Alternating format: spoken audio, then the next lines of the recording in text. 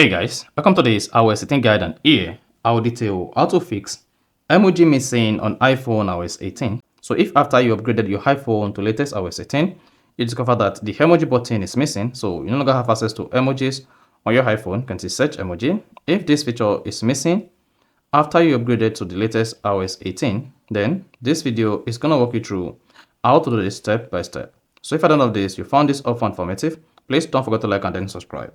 Now to fix emoji missing on iPhone after iOS 18 update, all you just need to do is go to your iPhone settings, and on settings page, scroll down and click on general. Now under general, just scroll down the page until you get to keyboard, click on that. Now while on the keyboard page, all you just need to do is come here and click on keyboards. You should see emoji here. If emoji is missing, just let's say the emoji is missing in my own case, and if I come back to my iMessage application, discover that there's no longer any emoji here. Now all you just need to do to bring back the emoji on your iPhone iOS 18 is click on add new keyboard, and then here you want to search for emoji. So search for emoji and click on that. Once you selected emoji, you should see the emoji added to your keyboards.